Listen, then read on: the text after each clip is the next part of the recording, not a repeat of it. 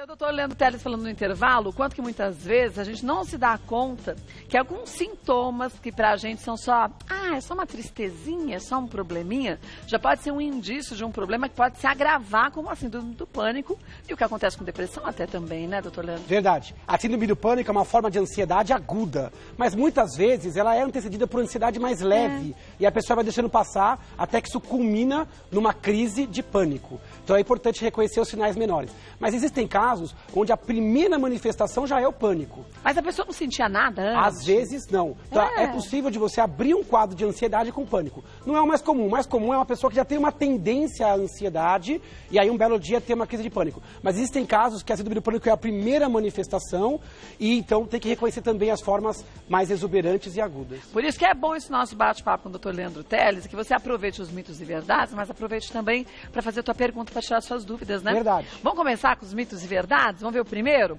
A síndrome do pânico é um dos tipos patológicos de ansiedade. Verdade. A ansiedade não é uma doença, são várias doenças, a gente chama de transtornos de ansiedade. 20% da população tem ansiedade. Tem vários tipos, tem o TAG, que a gente sempre fala, aquela pessoa que é sempre um pouquinho mais ansiosa. Aí tem o pânico. O pânico é um tsunami, né? É um quadro agudo. Em poucos segundos, a poucos minutos, a pessoa é tomada por uma sensação de pavor, medo, insegurança, sensação de morte iminente, ou sensação de que está enlouquecendo ou perdendo o controle. E o pânico chama a atenção que tem muito sintoma físico. A pessoa sente o coração batendo mais forte. Mas é aquela sensação que vai morrer. É uma sensação de morte iminente, que a morte está chegando, de que está perdendo o controle. O coração pode parecer que está batendo aqui na garganta, de tão forte. Mas você está bem, de repente começa... Exatamente. Assim? O quadro ele pode começar bem rapidamente ou pode evoluir em segundos a poucos minutos. O pico, geralmente, em poucos minutos, o paciente já está com vários sintomas. É interessante que a percepção inicial dos sintomas faz com que o paciente piore. Porque ele começa a ficar ansioso e com temor do sintoma inicial. A mão pode formigar, o lábio pode formigar, a pessoa pode ter tremores, transpiração fria, falta de ar. Às vezes a pessoa tem uma impressão de que o ar não está entrando. Automaticamente ela começa a respirar mais rápido e mais superficial. E isso piora. É igual quando a gente vai encher bexiga, que fica, aí começa a formigar mais ainda. Então esses sintomas eles se sucedem progressivamente. Então imagina, uma sensação de pavor, de medo, de insegurança, associado a um conjunto de sintomas que é mediada pela adrenalina, sabe? Pupila dilatada, essa coisa cardiovascular. O paciente acha que está tendo um infarto, ou que está tendo uma arritmia, ou que está tendo um derrame cerebral. Então aquilo é desesperador. Quando passa, o paciente quer ter tudo na vida, menos aquilo de novo. Mas aí ele passa a ter medo de ter a crise. Então isso não gera uma ansiedade maior? Porque exatamente. Às vezes... A gente tem uma descarga de adrenalina, você leva um susto, dá aquele tss. Aí a pessoa que já passou pela síndrome do pânico fala, pronto, vou ter tudo de novo. Não começa a ter sintomas também? Exatamente. Por isso que a doença do pânico, o sofrimento não é só na crise.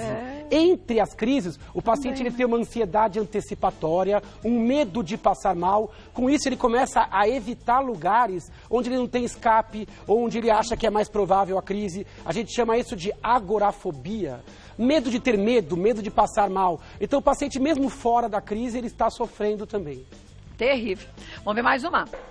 Uma crise de pânico é sempre provocada por uma situação estressante. Isso é um mito. Então, a crise de pânico ela até pode ser provocada por uma situação um pouco estressante. Por exemplo, um avião dentro de um elevador. Um assalto. Um assalto. Mas não sempre. A pessoa pode ter do nada. Pode ter sentado no sofá, pode ter cozinhando, pode ter num dia comum. Então, a crise não necessariamente é antecedida pelo estresse. Quando ela é antecedida pelo estresse, também ela é absolutamente desproporcional. Por quê? Porque todo mundo vai ter coração que acelera, falta de ar, diante de uma situação perigosa. Tensa. Mas a síndrome do pânico, a resposta, ela é muito mais intensa, ela dura muito mais tempo e ela é desproporcional ao risco. Mas não tem gente que está dormindo e de repente acorda com os sintomas da síndrome do pânico? Colocação perfeita. Existe. Crise de pânico às vezes começa com crises noturnas. A pessoa desperta à noite, às vezes ela nem está sonhando. Ela desperta espontaneamente com uma sensação de angústia, de opressão, de mal-estar. Aí o coração já começa a disparar, a respiração já não entra, a mão já congela. Então, a pessoa dormindo, repousando, ela tem descarga. Mostrando que a doença é um reconhecimento equivocado do cérebro. Ele dispara como se o risco fosse iminente, mas não tem risco nenhum. É como se um alarme de um carro que deveria disparar numa situação de risco, começasse a disparar sozinho. Imagina um carro que dispara na garagem. Na minha rua tem isso, né? Aí a gente acorda assustado para estar morrendo, né? No caso do pânico é isso. Existe uma região do cérebro chamada amígdala. Olha o nome, amígdala, mas não é aquela amígdala da garganta. Nada a ver. É uma amígdala no cérebro. E ela que quantifica o risco. Ela tem que disparar em situações de risco, para a gente se precaver, para a circulação ficar... a gente chama de resposta de luta ou fuga. Num pânico está desregulado. A resposta acontece do nada ou ela é desproporcional ao risco que você está vivendo. Terrível, né? Vamos ver mais uma. Os tratamentos padrão feito com medicamentos calmantes na hora da crise. É feito com medicamento? O tratamento padrão é feito com medicamento calmante. Isso é mito. Na verdade... Pera um pouquinho só. Ô, Julinho, dá uma olhadinha pra mim aqui no rádio. Eu acho que é o rádio da polícia. Será que a gente sintonizou aí a... Não, no ponto não, Simara. Aqui do lado. Eu tô escutando também, tô sem ponto. Então... não sou só eu que tô doida. Então, quer dizer, o tratamento padrão, ele é feito com medicamentos calmantes? Então, não? Na verdade, o tratamento padrão da síndrome do pânico, ele é complexo. Doenças complexas, tratamento complexo. Tratar só a crise não resolve. Você precisa, às vezes, dar medicamentos para a pessoa que ela evite de ter a crise. Então, é muito comum você, às vezes, inicialmente, você até usa calmantes para a pessoa usar na hora da crise, mas é importante prevenir. Quanto mais tempo sem crise, mais o paciente fica seguro. E só medicamento não resolve. Às vezes tem que associar mudança do estilo de vida. A doença não acontece por acaso. Mas é química ou não? Quer dizer... Existe um componente químico muito forte, Kátia. A doença ela é cerebral e ela depende muito da ação... Da ação inadequada, no caso do doente com pânico, da serotonina. A serotonina, geralmente, abaixo, ela acaba disparando e aí você acaba liberando mais adrenalina na hora errada. Então, o tratamento exige mudança do estilo de vida, atividade física, ritmo de sono, redução dos estressores, psicoterapia. Às vezes tem uma terapia muito boa, que é a terapia cognitivo-comportamental. É um tipo específico de terapia, onde o terapeuta ensina o paciente a reconhecer a ansiedade e dar uma resposta diferente. E também vai desafiando e testando o paciente progressivamente, até dessensibilizar o paciente. É aquela história que você também já falou aqui, uma das partes, da respiração. Quer dizer, quando você está calmo, você respirar naqueles tempos certinhos. Perfeito. E quando você está em crise, você respirar para o cérebro e falar, acho que eu entendi tudo errado, ela tá calma, não está Você precisa avisar o seu cérebro que aquela situação de risco não é iminente. A falar, essa crise me causa um desconforto, mas não me leva à morte. Apesar do cérebro ter essa interpretação. Quando você respira muito rápido, você libera mais CO2. O seu sangue muda o pH, né? E isso vai levando você a ter mais formigamento. Então, respirar tranquilamente, profundamente, se afastar da situação, tentar mudar o padrão mental. Isso falando parece muito fácil. Com um paciente com pânico isso é difícil. Mas ele pode treinar isso em várias situações. Até se desafiando em situações de menos intensidade para ir controlando do sintoma menos grave para o mais grave. Quer dizer, eu me irrito por tal coisa. Então, eu falo, eu me irrito com tal coisa. Eu começo, na hora que eu vejo que eu me irritei por aquela coisa pequenininha, já controlar essa irritação com a respiração. Quando vem o pânico, eu já sei que eu posso começar a controlar desse jeito, né? Exatamente. É uma espécie de uma dessensibilização. E a atividade física também ajuda. Porque a atividade física, ela leva você a ter taquicardia, a ter uma respiração mais rápida. Então, ela simula alguns dos sintomas numa situação totalmente controlada e benéfica. Então, atividade física, bom ritmo de sono, medicamento ajuda também. Tanto preventivo de crises, da linha dos antidepressivos, anti-ansiedade, como calmantes para situações emergenciais. Então, mudança do estilo de vida, psicoterapia do tipo cognitivo-comportamental e medicamentos desses dois tipos, essa é a base do tratamento padrão. Mas cada um vai ter um tratamento. Vai ter pacientes que podem ficar sem remédio, ou menos tempo com remédio, então cada caso é um caso. Primeiro que o diagnóstico tem que ser feito por um médico. Não é a gente achar que a gente já sabe tudo e agora vamos fazer diagnóstico. Segundo, você já falou, cada um tem um tratamento diferenciado. E o médico vai testando nesse paciente qual é o melhor tratamento para ele com individualidade, né? Perfeito. A medicina tem que ser personalizada. O médico tem que agir como um alfaiate, né? Então tem que caber no paciente exato. Quantas crises ele teve, qual a idade, qual o contexto, qual é a profissão. Esse paciente tem uma questão genética ou é uma questão contextual? O que tem que mudar na vida desse paciente para ele ficar o menos tempo possível com o medicamento? Então cada caso é um caso. A gente tem os mitos e verdades que a gente já fez, não são as perguntas que aí a gente pega caso a caso, ó. Não é diagnóstico, hein, gente? Diagnóstico é só na frente do médico, é só aqui uma orientação. Maria Alice, tenho tido crises muito fortes de pânico há cerca de 1 ano.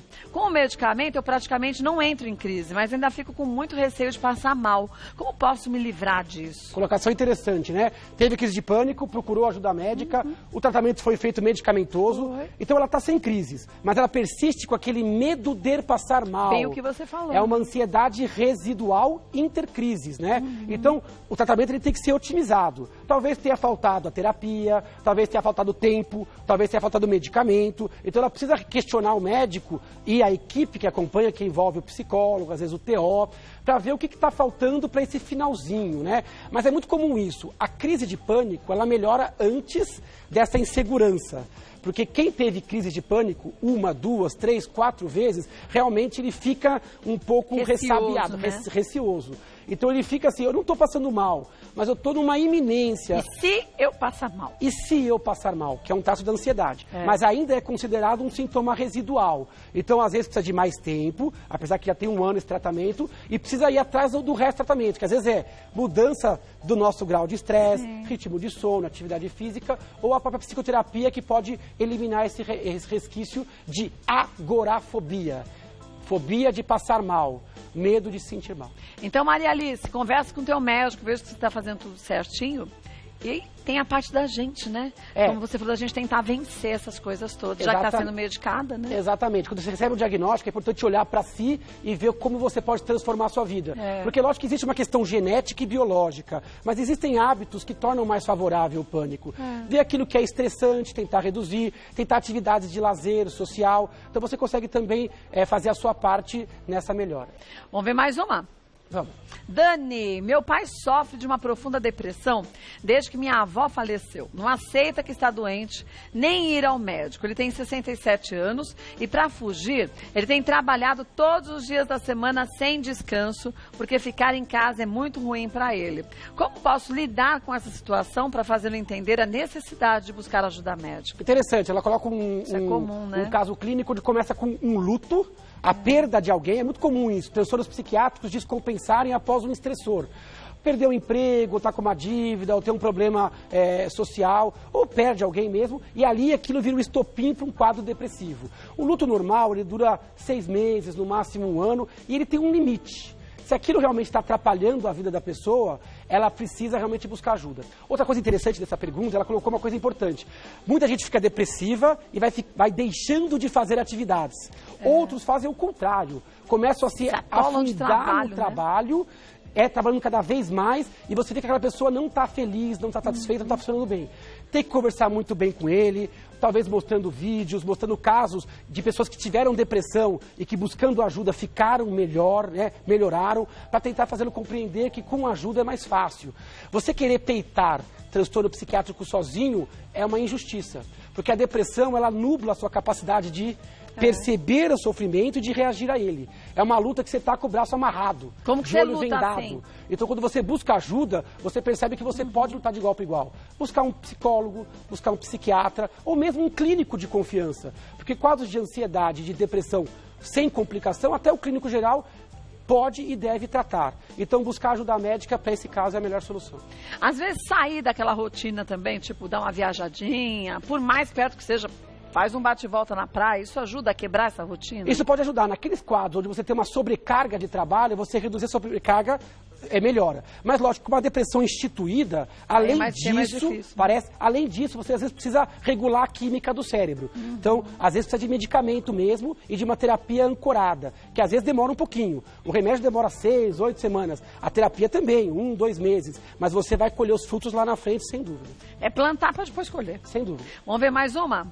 Alice, síndrome do pânico é hereditária? Ótima pergunta. A síndrome do pânico tem determinantes hereditários. Então, filho de pessoas com ansiedade e pânico tem um risco maior. Irmãos gêmeos idênticos têm risco maior do que gêmeos não idênticos. Então, existe um componente genético, mas não é só genética. Uma doença complexa como o pânico é um mosaico. Você tem fatores genéticos e fatores ambientais, como falta de sono, falta de válvula de escape, excesso de estresse durante a vida, questões hormonais. Mulher, por exemplo, tem um risco 2 vezes maior que o homem. Geralmente o pânico começa lá pelos seus 20, 30 Mas a gente é anos. muito mais ansiosa que os homens também. A maioria dos transtornos de ansiedade são mais frequentes em mulheres, salvo um transtorno que é o TOC. Ele é mais comum em homens, mas pegar o TAG, estresse pós-traumático, pânico, mais comum em mulheres, depressão também, por questões culturais, sociais e hormonais. Mas existe o componente genético, sim. A história de filho de peixe, né? Peixinho, então, é. se você tem uma tendência, é bom já ficar de olho e buscar ajuda ao menor sintoma. Por isso que é bom a gente conversar com o médico, já que você pode saber que na sua família alguém teve síndrome do pânico, para saber quais são os sintomas e ficar atento aos pequenos detalhes da vida da gente. É melhor a gente ir num médico, o médico fala, não é nada disso, do que a gente deixar de ir e depois as coisas se complicarem, né? O tratamento demorar mais, né? Perfeito, porque a síndrome do pânico, como a gente falou, ela tem um efeito dominó. A crise leva a mais insegurança, que leva a mais crise e a mais insegurança. Então você vai tendo um efeito de bola de neve, né? Então reconhecer inicialmente a sua tendência e os sintomas menores faz com que o tratamento seja mais curto e muito mais tranquilo. Olha, deixa eu mostrar para vocês o livro do Dr. Leandro Teles. Antes que eu me esqueça, gente, aqui tem técnicas fantásticas e dicas para a gente afiar a mente e aperfeiçoar a memória, mas não é mediquês. É pra gente leigo mesmo, não é destinado a médico, não. E é para colocar em prática uma leitura gostosa. Desde adolescente pode ler, e até que você tenha a idade que for, 100 anos. Porque a gente sempre tem que pensar nisso, na forma certa da gente reativar o cérebro, pra gente ficar também com mais saúde mental também, né? Perfeito. A gente reclama muito do nosso rendimento mental, mas faz pouco para melhorar esse rendimento. É diferente da atividade física, que se fala muito, e da atividade, por exemplo, de boa alimentação. Agora, nesse livro, a gente traz exatamente isso. O que na sua vida vai prejudicar o seu rendimento e o que você pode fazer para prevenir ou reverter os problemas de memória e concentração. Bom, prevenção sempre é a melhor saída, né? Então aproveita se cuidando. Agora, já tem algum problema de esquecimento e tudo mais, vai ao médico também. O livro ajuda até nesse sentido, pra gente saber o que é normal e onde buscar ajuda. E o médico vai saber se é só um esquecimento ou se você pode ter um outro probleminha, né, doutor? Exatamente, perfeito. Olha, vou passar os contatos do doutor Leandro Teles, o site www.leandroteles.com.br, Facebook. No Facebook a gente tem uma fanpage, né? Neurologista Leandro Teles, e no Instagram, Neuro Leandro Teles. E lá também tem muitas informações, mas, gente, não tenha medo de um diagnóstico, não, viu? Tem gente que prefere ir no médico, não ir no médico, fala assim, toda vez que eu vou ele encontra alguma coisa.